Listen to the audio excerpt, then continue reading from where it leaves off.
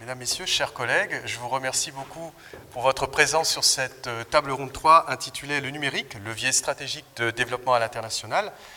Je vais proposer quelques mots pour vous donner un peu le contexte de cette table ronde, et puis nous aurons ensuite l'occasion d'échanger avec les experts qui ont accepté de participer à cette table ronde pour recueillir plusieurs points de vue et du coup partager, mettre en commun ces points de vue.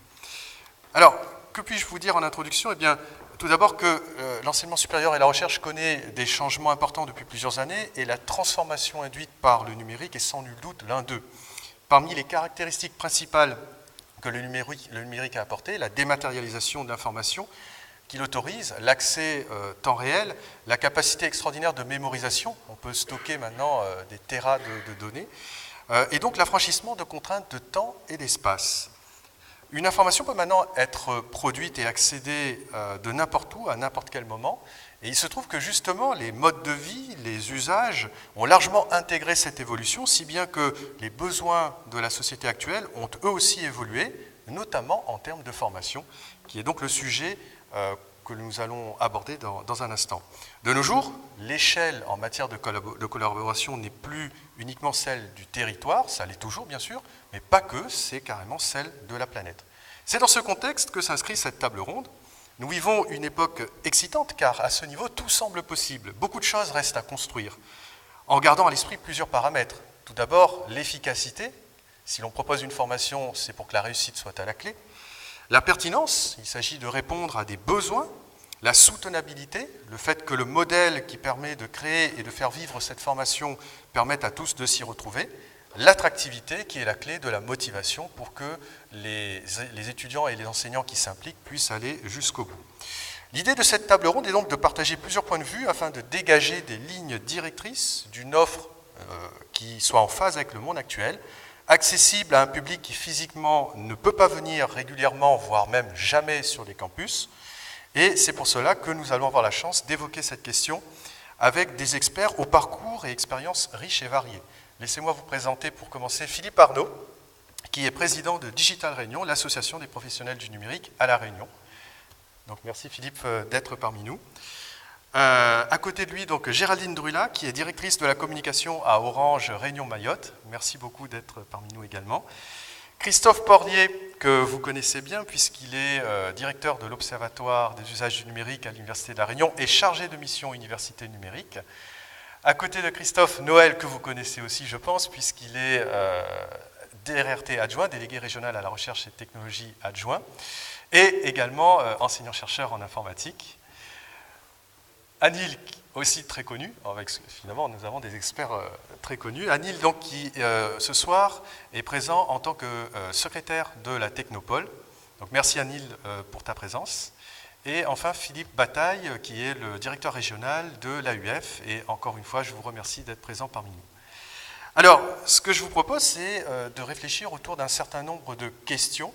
Et la première question que j'aimerais poser donc à notre panel expert, mais également à la salle, puisque nous aurons l'occasion d'interagir, c'est numérique et internationalisation, quelles offres pour quel public? En effet, la formation tout au long de la vie fait que de nos jours, l'offre de formation ne doit plus uniquement viser un public jeune de néo-bachelier en formation initiale.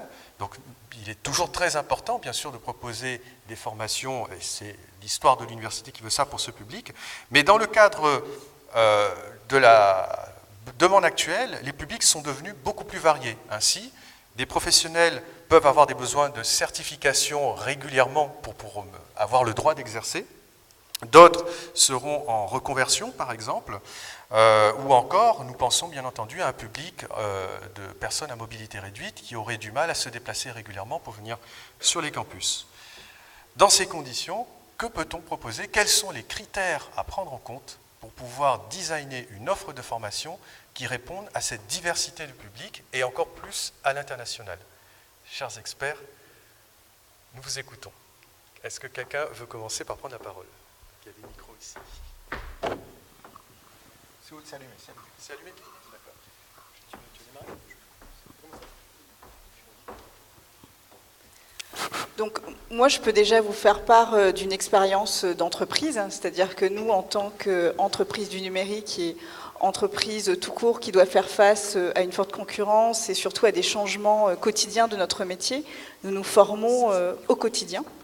Et dans la mesure où nous faisons partie d'un groupe international, nous nous formons très régulièrement, donc les métiers changent très vite, et nos salariés se forment en permanence. C'est-à-dire que quand on rentre dans ce type de groupe, avec des technologies qui changent tout le temps, donc on a l'obligation de se former. Par exemple, l'année dernière, plus de 120 000 salariés dans le groupe Orange se sont formés à l'international, dans la mesure où nous sommes sur des métiers divers et un peu partout dans le monde. Donc nous nous formons souvent en physique, mais aussi sur des plateformes que nous partageons avec des experts internationaux qui nous forment également à distance. Donc nous avons des formations avec des experts internes ou des experts externes qui peuvent nous former dans plusieurs langues, en français, en anglais. Donc nous sommes vraiment dans un système de plateformes partagées, de formation en physique ou à distance. Et enfin, notre dernière innovation, puisqu'on parle beaucoup de digital pour faire face à l'internationalisation, mais on a également un campus qui s'appelle Orange Garden. C'est un campus qui se trouve à Paris et qui accueille des formations, mais également c'est un centre de recherche et d'innovation. Donc voilà comment en entreprise on se met à jour au quotidien et qu'on se forme tous les jours. Merci beaucoup. Merci beaucoup. Alors moi, je vais partager une expérience qui est un peu particulière, puisque je suis à la fois, donc vous l'avez compris, entrepreneur. Pour être élu à ce poste, il faut être entrepreneur d'abord. Donc je dirige une entreprise dans le numérique, et on conçoit des solutions logicielles, des applications mobiles et des sites internet pour des clients de type compagnie aérienne et puis banque. Maintenant, depuis quelques années à La Réunion. Et je suis passé par l'université en tant que... à la fois étudiant, et puis j'ai enseigné ici il y a 20 ans. Donc j'imagine que si je devais enseigner aujourd'hui à des étudiants dans cet amphithéâtre, je m'y prendrais très différemment d'il y a 20 ans. Le premier contenu, la première matière qui est consommée, entre guillemets, par la jeunesse sur Internet, nous on le sait à travers la fréquentation des plateformes qu'on opère pour nos clients, c'est la vidéo. Donc ça veut déjà dire que le contact, là, quelque part, je me mets du côté du client. Le client, pour le coup, ça sera l'étudiant. Son appétence par rapport au contenu, c'est d'abord des contenus vidéo. Alors, on connaît le phénomène des influenceurs, des blogueurs qui ont tous leur chaîne YouTube, mais vous savez parfaitement qu'il y a aujourd'hui des chaînes YouTube d'enseignants, voilà, où effectivement ces cours sont mis à disposition. Donc, quelque part, si je me mettais du côté de l'enseignant, je me dis je devrais modifier profondément la manière dont j'enseigne, la manière dont je mets à disposition mes cours, parce que quelque part, peut-être qu'il serait intéressant qu'ils soient filmés, je ne sais pas si vous le faites déjà, et on les mettrait effectivement sur YouTube. Je vois beaucoup de contenus universitaires qui sont disponibles de cette manière. Et on a aujourd'hui à La Réunion, on va dire, l'intégralité des moyens disponibles pour faire ce travail de captation et ce travail de diffusion. Vous avez de la chance, vous êtes dans un territoire qui est extrêmement bien câblé. La Réunion fait partie du top 5 national de couverture en très haut débit, donc même titre que l'Île-de-France. Alors j'ai entendu tout à l'heure qu'il y avait des gens qui avaient du mal à avoir le Wi-Fi dans la salle, mais à mon avis c'est localisé à cette salle. Donc, mais je vous assure que le réseau Internet à La Réunion est de qualité et que l'île est très bien reliée à l'extérieur. Vous avez 2 câbles qui vous relient à l'extérieur, plus un 3e qui est en cours de gestation. La difficulté, c'est qu'à partir du moment où tu poses le problème d'interagir avec un écosystème qui est plus large, qui est celui des îles qui nous entourent et des universités qui nous entourent, il faut à ce moment-là, quand on veut communiquer, que on va dire, les moyens de communication de part et d'autre soient de même nature. Sinon, vous introduisez ce qu'on appelle une distorsion du bruit de la communication, et c'est pas amusant de faire un cours quand le son ne passe pas ou que l'image saccade.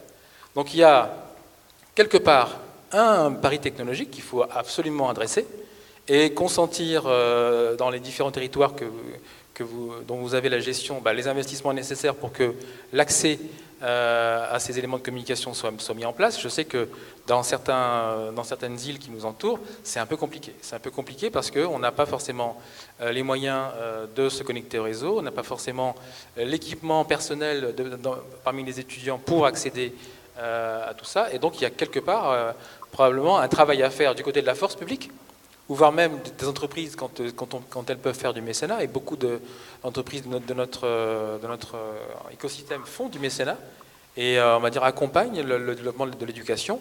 C'est vraiment ces efforts conjoints qu'il faut opérer. Voilà, je pense qu'il y a un pari sur la manière de faire, sur la manière d'enseigner et de proposer tout ça. Je ne sais pas où vous en êtes, malheureusement je ne pouvais pas être avec vous ce matin pour voir quel était le développement de vos travaux.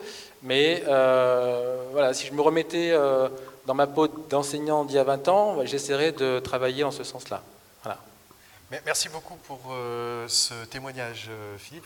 Anil veut réagir, je crois. Oui, je vais prendre donc je suis aussi professionnel comme Philippe, et je suis, on va dire, représentant au sein de la Technopole.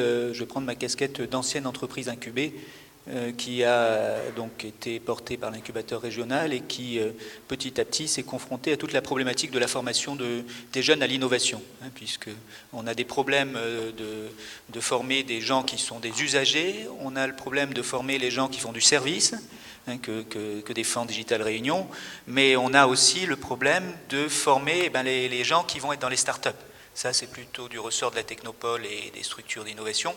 Et là, on a une typologie différente de besoins. C'est-à-dire que là, l'année dernière, j'avais besoin d'identifier, par exemple, des palettes de formation où j'aurais pu mettre mes équipes. À part trouver des MOOC dans des universités, soit fun au niveau national, soit sortir complètement de la Réunion pour trouver des formations très spécialisées, ma stratégie de prévisionnel des emplois et des compétences, comme on l'appelle, n'a rien à voir avec celle qui est standard. Donc quand on est dans l'innovation, on a plutôt un besoin de pouvoir identifier les formations les plus à la pointe dans un domaine donné. Parfois, cette formation au sein des équipes ne concerne qu'une, peut-être 2 personnes. Souvent, elle n'est pas donnée à la réunion. C'est un petit peu problématique. Donc, ce qui est par contre très intéressant, c'est quand on a des élèves qui sortent de formation universitaire avec des Bac+5 et qui ont appris à se former tout seuls.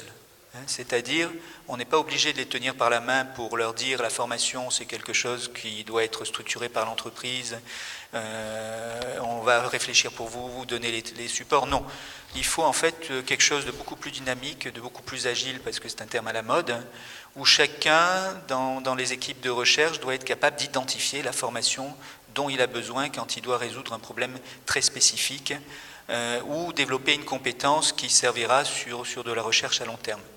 Et là, on est dans un autre type de besoin. Alors, en plus, on a une problématique sur ces élèves qui font de la recherche, ces jeunes diplômés, c'est aussi de structurer leurs compétences académiques dans le monde professionnel, parce qu'ils ont déjà à faire de la R&D, mais ils ont aussi, par exemple, ils ont suivi des cours de génie logiciel, des cours de programmation, etc. Mais une fois qu'ils sortent de l'université, pour prendre un développeur Java universitaire et l'amener à être un vrai développeur qui fait de l'architecture objet, il lui faut encore 4, 5, 6, parfois 7 ans. C'est extrêmement long.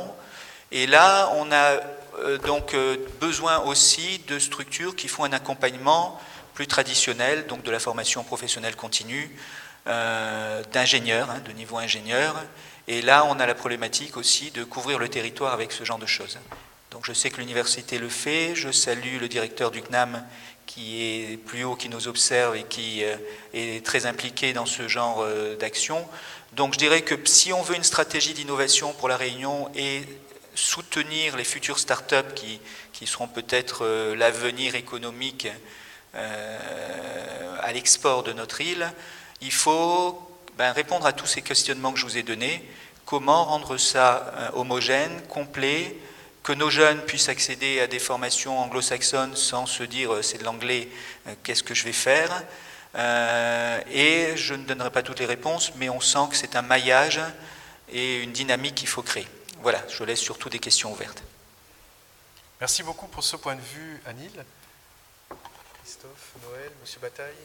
Oui, moi je voudrais juste indiquer un peu le rôle de l'université pour accompagner justement nos étudiants vers l'entrepreneuriat et la création d'entreprises. Je pense qu'il faut du temps pour qu'une idée puisse devenir un prototype et soit ensuite donc mis en incubation pour arriver donc à la création d'une entreprise. Et pour cela, il faudrait qu'on ait un écosystème beaucoup plus fluide entre donc la recherche et l'entreprise. Alors c'est un peu mon rôle en tant que DRT adjoint de pouvoir amener en fait des méthodes issues de ce qu'on appelle les Living Labs au niveau européen, qui sont en fait des processus de partenariat entre le public, le privé et les personnes.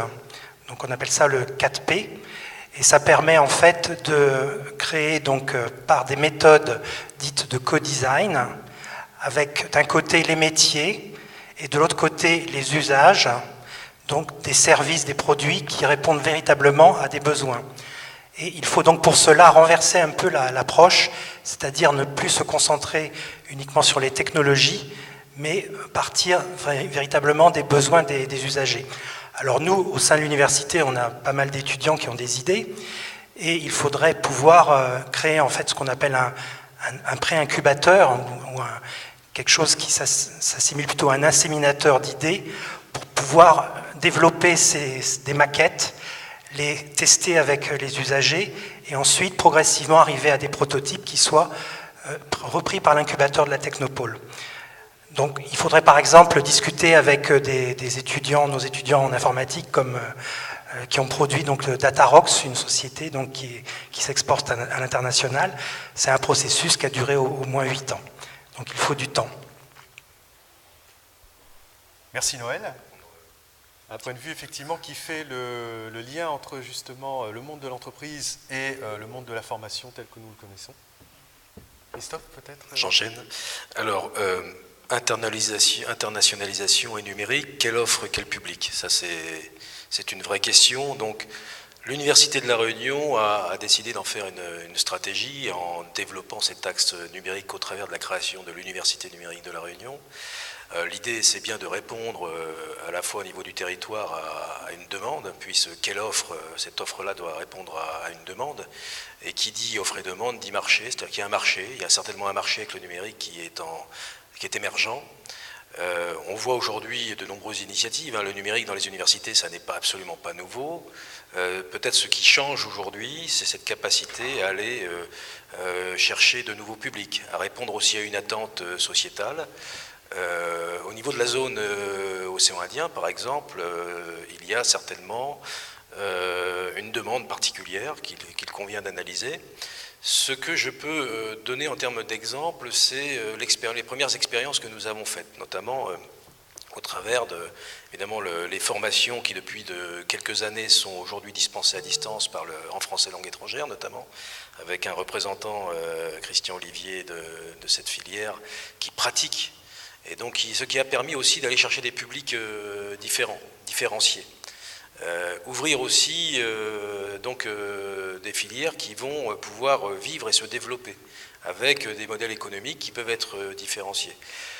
Un autre exemple que nous avons expérimenté récemment est la mise en place d'un diplôme, un diplôme d'université en addictologie. C'est un diplôme qui existait depuis nombreuses années à l'université en présentiel. Eh bien, nous l'avons aujourd'hui expérimenté en modalité multiple, c'est-à-dire qu'il a été possible de suivre cette formation. Alors, sur la zone pour l'instant, puisqu'il n'y a pas eu de recherche forcément de public au-delà de la zone, en modalité distancielle et présentielle simultanément, avec des possibilités d'accéder à l'ensemble de l'information de façon synchrone et asynchrone. Alors ça, c'est quelque chose qui, effectivement, de mon point de vue, va permettre l'internationalisation de nos formations, des partenariats, puisque si nous sommes aujourd'hui en mesure de proposer ce type de module, ça veut dire qu'on va pouvoir, on a évoqué les questions de diplomatie, les questions de partenariat, on va pouvoir développer des partenariats et de la co-construction interuniversitaire de formation qui vont pouvoir effectivement être proposés en fonction des lieux, soit à distance, soit en présentiel. Je voyais ce matin par exemple le master en diplomatie étrangère qui va être portée à la fois du côté de l'université australienne, la deuxième université, c'est l'université de Maurice, hein, et puis l'université de La Réunion. Eh bien, là, c'est vraiment, pour le coup, typiquement un projet qui pourrait, du coup, voir toute sa dimension avec le numérique. Parce que la question de la présentation des espaces et du temps, du coup, sont réglés avec la question du numérique. Alors, si maintenant on souhaitait aller un petit peu plus loin sur la prospective, c'est quel type de réseau est-ce qu'on pourrait mettre en place ? Je pense par exemple à la question des examens, la question des lois et règlements dans les différents pays, des diplômes. Donc une harmonisation de la cohabilitation de ces diplômes va devoir passer aussi par des aspects d'harmonisation réglementaire. Et donc ça suppose évidemment des discussions au niveau de la diplomatie. Mais bon, je dirais qu'aujourd'hui les outils existent. On est en mesure de développer une offre co-construite, partenariale. Il faut le vouloir. Et bon, on a commencé. Je pense qu'on peut aller plus loin. Peut-être l'objet de ces rencontres, c'est peut-être aussi d'évoquer ces points-là et de voir comment est-ce qu'on peut mettre ces réseaux en place. Merci beaucoup Christophe. Monsieur Bataille, est-ce que vous souhaitez réagir sur ces propos ? C'est pas vraiment une réaction, c'est un tour de rôle. Peut-être en brodant autour de ce qui qualifie votre titre, usage et développement du numérique, parce que ça me paraît être des itérations entre ces deux termes, et peut-être en faisant un petit bond en arrière, et pour dire, parce que chacun a dit ce qu'il faisait, d'où il était, ce que fait l'Agence universitaire de la francophonie. Nous avons créé, il y a peut-être à peu près 25 ans, des campus numériques francophones, avec l'ambition, réussie ou ratée, mais réussie, je pense, d'anticiper une éventuelle fracture numérique, c'est-à-dire de donner les conditions d'accès. Donc on est au degré zéro, d'accéder effectivement à des réseaux numériques qui se faisaient. Alors, ça, je pense que c'est une réussite globalement, puisqu'il y a plein de territoires qui ont pu être connectés. Enfin, quand je dis territoire, pas les territoires en eux-mêmes, mais ceux qui les habitent, et plus particulièrement les populations étudiantes, puisque ces campus numériques sont installés dans des campus universitaires. Ça va de l'Afrique à l'Asie, en passant évidemment par l'océan Indien. Et puis, ces campus numériques francophones ont commencé à répondre à inciter à certains usages et à inciter à du développement. Alors, je pense notamment à la formation d'enseignants en matière de sensibilisation aux ressources numériques jusqu'à la production de ressources numériques. Alors, pas seulement la vidéo dont vous parliez au départ, mais il y a d'autres types de ressources numériques utilisées dans des cours magistraux ou en accès libre sur le principe des universités numériques. Donc ça, c'est fait. Aujourd'hui, on est en train de réfléchir à l'AUF, depuis 1 an et demi, 2 ans, à se dire qu'il faut transformer ces campus numériques francophones, parce que le monde change. Je me permets de dire une banalité, mais ça fait du bien de se la redire, et que pour garder l'avance qu'on prétend qu'avaient ces campus numériques francophones, il faut effectivement les revoir. Alors, ça nous amène, parce qu'on est un peu vaste, on est venu au thème de l'entrepreneuriat tout à l'heure, qui est effectivement une question importante, puisque celle de l'employabilité des étudiants, je n'ai pas développé ce matin, mais on est quand même passé à un doublement du nombre d'étudiants en enseignement supérieur entre 2000 et 2015. Je crois que c'est 100 à 200 millions. Et qu'on parlait de paix et de guerre tout à l'heure, c'est une bombe à retardement, puisque la question de l'employabilité des étudiants est une question absolument centrale. Sachant que le tissu économique aujourd'hui, quels que soient les pays, n'est pas en capacité, d'absorber cette masse de diplômés, en tout cas au niveau de qualification où ils sont, et 2, que leurs qualifications ne sont pas toujours en adéquation avec les attentes des entreprises. Donc on opère cette transformation, et puisque Orange est là, alors je vais parler d'Orange, puisque Orange au niveau international a quand même un partenariat assez régulier, fréquent avec l'Agence universitaire de la francophonie. Et puisqu'on est en océan Indien, je vais donner un exemple en océan Indien, que je connais évidemment mieux que le reste du monde, à Tana, on transforme le campus numérique en... Alors c'est embêtant, parce que quand on est francophone et qu'on entend Orange parler anglais, c'est embêtant pour un groupe français. Donc là, c'était un developer center, sur le modèle de celui qu'Orange Tunis a fait en Tunisie. qui est un succès, je crois, compte tenu du déménagement qu'ils viennent d'opérer et de l'agrandissement qu'ils ont fait. Et donc là, évidemment, on adapte le modèle. D'abord, on l'appelle centre de développeurs, on se comprend tout aussi bien. Et puis, on lui donne un nom malgacho-français. Et l'idée, c'est un peu inspiré aussi de ce qu'on appelle les tiers-lieux, c'est-à-dire de faire émerger les talents dans le domaine du numérique. Alors, à la fois les gens qui sont dans les filières d'apprentissage classiques, dans ce domaine, des gens qui ne sont pas dans ces domaines-là, mais qui sont quand même étudiants. Et puis moi, ceux que j'appelle les autodidactes. Bon, alors pourquoi ça intéresse Orange? Orange, de toute façon, je parle sous votre contrôle, hein, parce que vous êtes DIRCOM, ce qui n'est pas mon cas. Orange, ça l'intéresse de booster tout ce qui est le numérique, y compris toutes les applis pour les mobiles. Et puis ça l'intéresse, comme d'autres entreprises, parce que le marché est très tendu en matière de recrutement, de repérer des talents. Et voire de développer des produits, des applications, etc. Voilà, alors on se lance dans l'expérience, je ne peux pas vous dire, on est en train de démarrer le chantier. Alors il y a un chantier intellectuel, un chantier matériel. Je parlais du chantier matériel, le chantier intellectuel, on commence à le faire parce que c'est tripartite, c'est-à-dire que c'est à la fois Orange comme entreprise, c'est ouvert à d'autres s'ils le veulent, c'est avec l'université d'Antananarivo et c'est ouvert à d'autres centres d'enseignement, et puis nous-mêmes qui effectivement apportons un accompagnement à ce dispositif. Voilà, avec l'idée qu'on concilie de la formation, du travail collaboratif, voilà, sont d'autres modes. Alors tout ça, ça bouleverse un peu nos pratiques au bon sens du terme. Voilà, j'allonge pas là-dessus. Mais entre-temps, il y a eu, entre ces deux étapes, là, 25-30 ans, il y a eu quand même un certain nombre de productions qui ont été faites. Je pense à la formation des profs dont j'ai parlé. Je pense aux formations ouvertes à distance. Nous avons aussi accompagné un certain nombre d'établissements. Alors je pourrais citer, puisque son directeur général est là, que je suis là pour flatter tous les gens qui sont là, le directeur général de l'IST de Tana, qui ont produit 2 fois, je crois, c'est ça, avec notre soutien, même 3, voilà, ne soyons pas avares, et qui sont des FOAT qui fonctionnent et qui participent aussi d'une forme d'internationalisation de cet établissement comme d'autres, et par les CNF, on diffuse aussi ce catalogue de FOAD en essayant actuellement de l'actualiser, parce que comme toute formation, qu'elle soit en présentiel ou à distance, elles peuvent devenir un peu obsolètes ou au contraire rester pertinentes. Bon voilà, il y a des choses. Mais par contre, je ne vais pas être plus long, vient de se tenir à Marrakech, proposé par l'AUF, ce qui s'appelle ID93, Initiative pour le développement du numérique dans le nouvel espace universitaire francophone.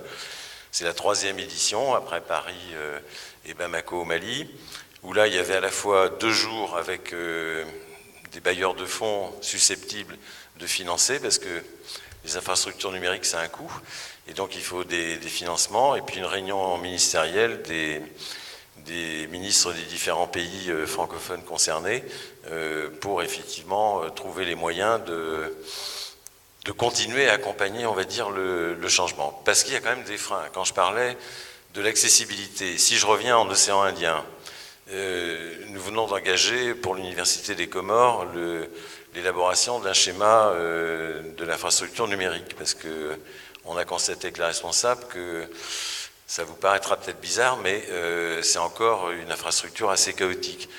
Un certain nombre de pays dans cette région n'ont pas d'équivalent Renater, enfin le NRN, vous l'avez à La Réunion, vous l'avez à Madagascar, puisqu'il y a une structure qui a été montée pour ça avec l'achat de bande. Je ne pense pas que ça existe à Maurice, je passe sous le contrôle du vice-chancelier qui me fait oui.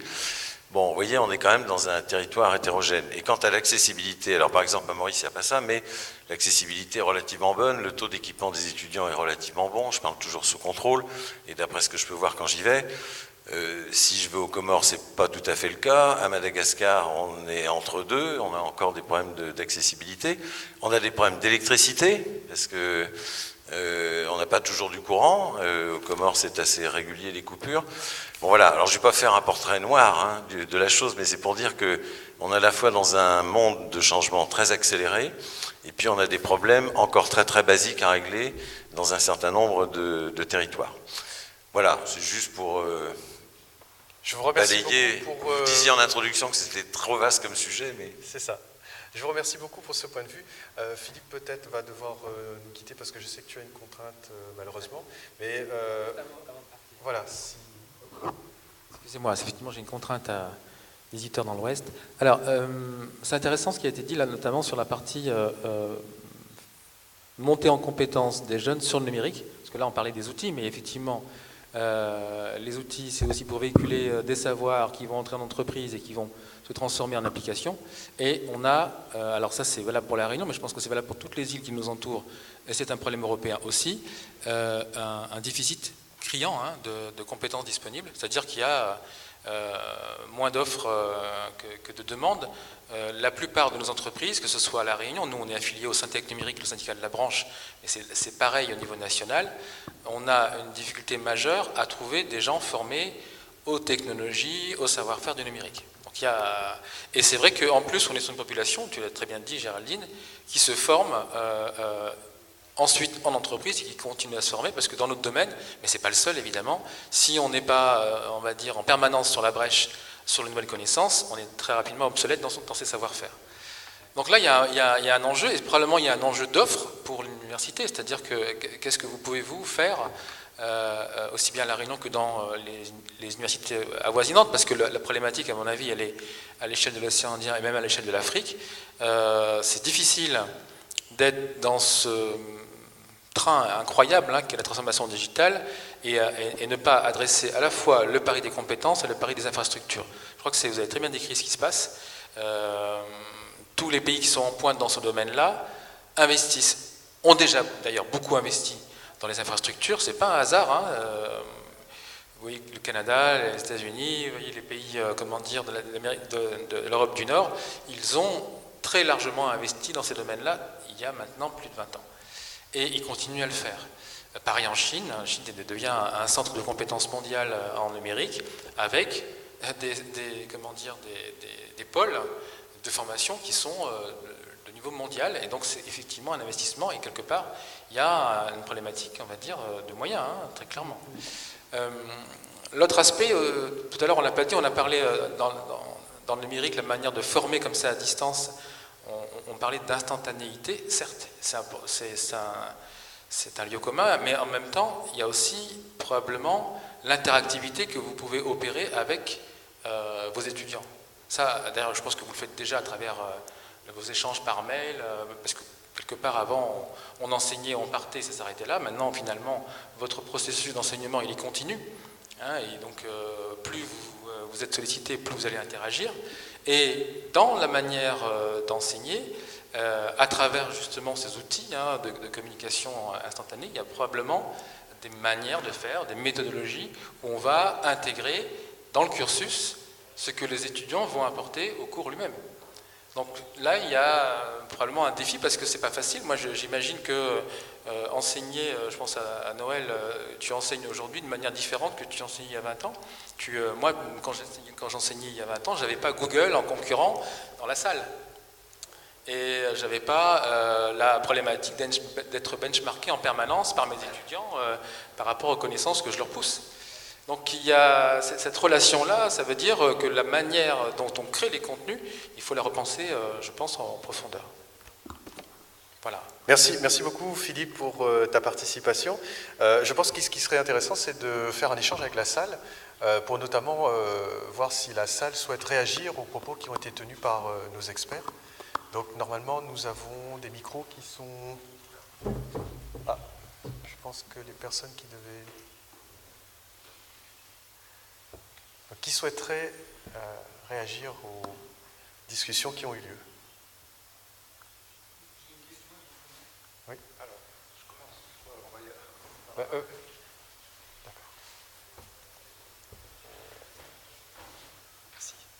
C'est justement par rapport à ton intervention, Christophe, sur le master diplomatie. Donc là, on a effectivement l'université de Maurice, l'université de Murdoch. Qu'est-ce que pourrait justement faire l'université de La Réunion au niveau du numérique pour ce master? Est-ce qu'il y aurait des complications du fait d'avoir au niveau technique peut-être des demandes différentes ou des exigences différentes de la part des deux autres établissements? Alors là, tout dépend de la façon dont a été conçue la formation ou est en cours de conception. C'est-à-dire que, je veux dire qu'une plateforme aujourd'hui, les plateformes pédagogiques, on a une plateforme aujourd'hui d'enseignement, de formation à distance, donc on peut éventuellement, évidemment, mettre cette formation sur cette plateforme, mais ça n'est pas très original. La question, ça va être comment, parce que j'imagine qu'il y a des groupes d'étudiants qui seront à la fois en Australie, qui seront à Maurice, qui seront à La Réunion, puis peut-être ailleurs, puisque si effectivement vous adoptez le numérique, il y a peut-être des étudiants qui seront dans d'autres îles ou ailleurs dans le monde, si c'est une formation en plus bilingue. Donc ça veut dire que là, les questions vont être plutôt de type quel mode d'interaction, comment est-ce qu'on va effectivement permettre d'associer à la fois le modèle présentiel et le modèle distanciel simultanément, et avec la possibilité d'accéder évidemment de façon asynchrone à l'ensemble des ressources produites. Donc ça, c'est des choses qu'on sait déjà faire. Donc c'est des modèles qu'on peut répliquer, qu'on peut proposer aussi en termes de savoir-faire à des partenaires qui ont certainement aussi des compétences à nous apporter. Donc ça passe aussi par un échange de compétences sur ces capacités à médiatiser ces formations. Et puis il y a un autre aspect qu'on n'a pas évoqué tout à l'heure, c'est la question des examens, des certifications ou des examens. On ne sait pas très bien faire aujourd'hui les examens en ligne. On sait faire de la surveillance en ligne. Donc la question de l'évaluation. Donc là, je pense que les différentes cultures, les différentes approches de qu'est-ce qu'un examen, comment est-ce qu'on évalue une connaissance, une compétence, ça sont vraiment des choses sur lesquelles on peut apprendre beaucoup les uns des autres et ensuite effectivement les implémenter de façon numérique. Mais c'est un sujet qui effectivement préoccupe beaucoup aujourd'hui notre communauté universitaire. Il y a des tests qui sont faits, il existe déjà aussi des entreprises qui font de la surveillance en ligne, etc. Mais je pense qu'on a vraiment besoin là-dessus d'apporter des réponses. Alors l'avantage d'être partenaire réparti et de tisser des réseaux de partenaires avec des maillages de plus en plus fins, ça veut dire qu'on va aussi pouvoir avoir des zones aussi d'examen, par exemple, qui vont être physiques, et pour le coup, sur lesquelles on peut certifier effectivement la qualité des examens qui sont proposés. Merci Christophe. On avait également une deuxième prise de parole. Oui, merci. Jean-Larry Koutamalala, directeur général de l'Institut supérieur des technologies d'Antananarivo. Je voudrais réagir au sujet de 2 points. Quand on parle de l'internationalisation, 2 points parmi tant d'autres. D'abord, quand on parle internationalisation, il y a des activités qui sont générées par ce sujet, des activités qui sont souvent physiques et qui nécessitent des financements. Donc voilà le premier point de financement. Quand il y a la numérisation, par nos expériences, c'est vrai qu'il y a toujours des financements nécessaires, mais le numérique permet de réduire quand même et aussi de réaliser des activités qui sont physiquement presque impossibles. On a cité tout à l'heure déjà le FOAD avec l'AEF. Ça fait déjà plus que presque 10 ans que nous avons le FOAD dans le parcours exploitation, logistique et transport, parce qu'à l'époque, l'IST est resté jusqu'à présent l'unique établissement d'enseignement supérieur qui fait de la formation dans cette spécialité, les transports et logistique. Et aussi, on a fait le programme d'assurance sur le transport des hydrocarbures à Madagascar. Et on a pu valoriser nos compétences en matière de transport et logistique par l'intermédiaire de ce programme qui est quand même international. Et l'idée était comment on va valoriser sur le plan international nos compétences dans le domaine du transport et logistique. Et c'est grâce à la numérisation des activités pédagogiques qu'on a pu faire cette idée-là. Le deuxième point que je voudrais évoquer, c'est quand on parle de... Ce matin, on a dit qu'il ne s'agit pas plutôt de l'uniformisation quand on parle de l'internationalisation, mais je pense qu'il faut parler plutôt de la standardisation standardisation des activités pédagogiques, des activités de recherche et aussi au niveau de la gouvernance. C'est vrai qu'il y a des spécificités régionales, il y a aussi des particularités au niveau de chaque pays, mais l'internationalisation, donc il faut voir cette standardisation et qui peut être donc réalisée très facilement quand on utilise le numérique dans le système. Donc voilà ce que je voudrais donc apporter ici, le financement et la standardisation. Donc c'est grâce au numérique qu'on pourrait faire des choses, on va dire, meilleures dans le système de l'enseignement supérieur et de la recherche. Voilà, merci. Merci beaucoup pour votre contribution, monsieur le directeur. Effectivement, je pense que ça rejoint les discussions que nous avions sur ces aspects financement. Et alors, standardisation, effectivement, ce terme que vous proposez comme alternative à internationalisation et qui est une piste effectivement intéressante à explorer. Est-ce que nous avons d'autres contributions de la salle, monsieur le président? Merci. Deux points. Le premier point, alors que nous parlons en ce moment dans notre jargon on dit Classroom 2.0, passer de 1.0 à 2.0 avec l'enseignement en ligne, d'autres plus avancés nous parlent maintenant de Classroom 3.0 avec tout ce qui est 3D, réalité virtuelle, augmentée. Est-ce qu'à La Réunion, vous vous lancez dans ce genre d'enseignement? À Maurice, juste petite information, il y a Ion Reality, grosse société américaine qui s'est implantée et est associée à l'Université de Maurice. Nous peinons puisque nous ne sommes pas encore bien ancrés dans ce 2.0, et maintenant réfléchir au 3.0, c'est un peu long. Et je me demandais si ensemble, il n'y aurait pas peut-être donc des idées à exploiter sur comment amener cet enseignement, enfin ce Classroom 3.0. Premier point. Deuxième point, chez nous, on met énormément d'accent sur le développement de tout ce qui touche à allons dire, l'infotainment, informatique, entertainment. Et on s'est lancé, nous, à l'université, dans la post-production donc de vidéos, de films, en essayant de monter en ce moment donc un master en vidéo graphics, etc. Et est-ce que là aussi à La Réunion, vous réfléchissez dans cette direction-là, puisque nous n'avons pas forcément toutes les compétences donc, locales, et éventuellement voir s'il y a des synergies avec donc, La Réunion. Voilà. Monsieur le vice-chancelier, j'en suis absolument persuadé qu'il y aura des synergies à mettre en place, mais je vais céder la parole à Noël qui, je pense, va certainement vous répondre plus en détail. Oui, alors effectivement, on travaille avec l'Université de Maurice depuis 15 ans, depuis la mise en place de la première conférence iCool en 2003, avec Alain Santoni du Virtual Center for Innovative Learning Technologies. Et à ce titre, on a travaillé sur des projets à l'université de campus 3D, programme d'accès au contenu en 3D, via donc un campus immersif.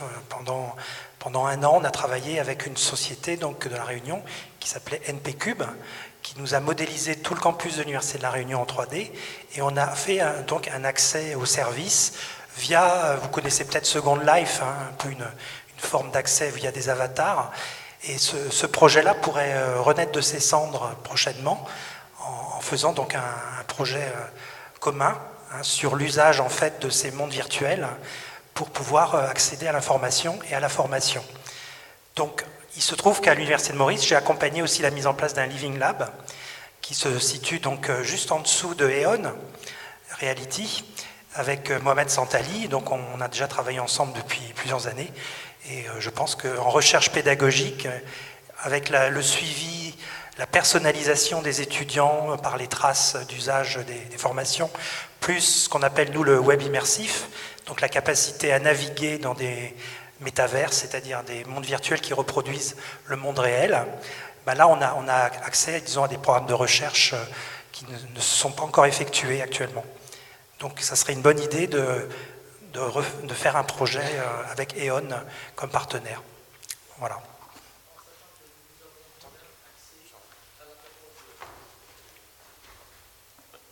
Donc je disais juste que nous avons, nous, accès gratuitement à la plateforme d'E.ON, parce que nous les hébergeons. Alors, ce qui est d'autant plus intéressant, c'est qu'on, moi j'étais dans le jury des L3 donc, en multimédia, et ce sont eux qui sont allés se former 6 mois donc, chez E.ON pour avoir la compétence de fabrication des mondes virtuels. Donc on pourrait envisager aussi des échanges de compétences au niveau des masters, par exemple, informatiques, et avec aussi des écoles d'infographie, comme il en existe ici à La Réunion, comme Lillois par exemple. En fait, ce qui est important, c'est d'arriver à combiner des personnes qui ont des contenus à produire avec des personnes qui sachent les éditer, les mettre en forme via l'informatique ou l'infographie, et enfin des personnes qui sachent les distribuer par la communication, par le marketing. En fait, c'est en combinant ces 3 niveaux de compétences qu'on arrive à innover de manière 2.0, je pense. Et donc aussi donc, à les contextualiser, parce qu'on voit souvent donc, de matériel qui n'est pas dans le contexte donc, local ou bien donc, régional, et arriver à faire des choses qui répondent aux besoins. Voilà, donc ça c'est effectivement la problématique de mettre l'usager au centre des nouveaux services à mettre en place. Merci beaucoup. Je crois que nous avions une intervention également. Merci, je m'appelle Jean-Bernard Gouillon, je suis professeur de pédiatrie ici à l'Université de La Réunion. Et donc, il y a mon statut une triple obligation classique d'enseignement, formation et recherche. Jusqu'à présent, vous avez tous énormément parlé de formation des secteurs publics, privés, de l'obligation quasiment d'aller de la main dans la main. L'un tirant l'autre à certains moments. Bon. Et puis, vous avez aussi vous avez parlé de la partie enseignement, la partie formation continue. Parfait. Maintenant, ma question, c'est qu'est-ce que l'Université de La Réunion envisage de faire de nouveau et d'utile en matière de digital et recherche? Il y a eu des ateliers tout à l'heure, hein, vous y étiez je crois, qui ont clairement dit que la recherche réunionnaise souffrait de problèmes de communication, notamment de communication à l'international, et c'était un petit peu étonnant. On a été dans une situation où certes, beaucoup de ces unités font une recherche de type fondamental, on n'est pas dans la R&D, mais enfin d'autres ont aussi des domaines qui touchent à R&D. Et je suis étonné, si vous voulez, sortant d'une salle, rentrant dans celle-ci, dans ce bel amphi, de sortir. C'est pas la même journée, quoi. C'est pas le même temps. On n'a pas parlé de la même chose. Vous voyez ce que je veux dire? Ça veut dire que vraiment ma question, si c'est une phrase, quel est l'investissement que les chercheurs doivent attendre à l'Université de La Réunion? Quel changement vont être apportés, sont à apporter par le digital? Alors je peux peut-être initier un élément de réponse. Effectivement, c'est vrai que nous avons jusqu'à présent beaucoup parlé de formation pour une raison qui était un peu exprimée ce matin dans les discours d'ouverture, c'est le fait qu'en recherche, la collaboration internationale en fait a déjà commencé il y a un certain temps. Noël parlait tout à l'heure de la conférence iCool. Effectivement, j'avais oublié que la première s'était tenue en 2003 et elle concernait déjà un certain nombre de collègues de plusieurs disciplines. Ce n'était pas que des informaticiens, il y avait également des pédagogues, des personnes qui travaillaient sur tout ce qui était ingénierie. Il y avait aussi de la communication, Infocom. Voilà. Excusez-moi, j'ai eu un plan, effectivement. Et du coup, les collaborations internationales ont déjà largement commencé avec les supports numériques qui existaient à l'époque. Effectivement, pensez aux mails, aux serveurs. La poursuite naturelle de ce genre de choses-là peut continuer à travers des outils emmenés par des politiques. On pense à l'open access, l'open data. D'ailleurs, notre vice-président en charge de la recherche et valorisation est justement sur le dossier à l'instant où je vous parle, parce qu'il y a un certain nombre de choses à déclencher maintenant pour que nous puissions en récolter les fruits dans les prochains mois, dans les prochaines années. Mais en fait, à côté de ça, on peut penser à des dispositifs plus expérimentaux. Et mine de rien, celui que Noël, que tu évoquais, celui du campus immersif 3D, avait initialement également ce but. Le fait de pouvoir, par exemple, faire en sorte que quelqu'un qui consulte une information puisse avoir une idée des autres personnes qui consultent la même information. C'était un exemple qu'on avait imaginé à l'époque pour créer un esprit de groupe, un esprit de communauté en ligne pour l'université. Ainsi, un étudiant qui consulte un panneau d'information dans la réalité, eh bien, en fait, si quelqu'un d'autre vient à côté de lui pour lire les mêmes informations, il voit la personne qui lit la même chose que lui et ils peuvent engager une interaction pour, par exemple, aller plus loin. Et en fait, l'idée, c'était de recréer ce genre de mécanisme dans le monde virtuel. Donc voilà, c'était un exemple de ce que nous avions imaginé, qu'il reste encore à mettre en place.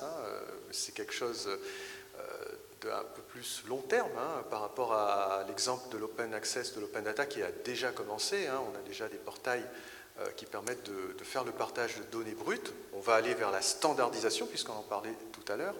Mais effectivement, à côté de ça, on a d'autres outils qui viendront. On parlait de Web 3.0. Ça pourrait être justement ce genre de choses-là. Alors, je ne sais pas si nos experts veulent réagir à cette proposition. Non, pas forcément. D'accord. Juste un petit mot, c'est vrai qu'on a focalisé beaucoup sur la formation. C'est vrai que le compte d'un atelier portait sur la recherche. D'ailleurs, avec des conclusions qui seront évoquées demain. Je crois que les comptes rendus d'atelier seront évoqués demain.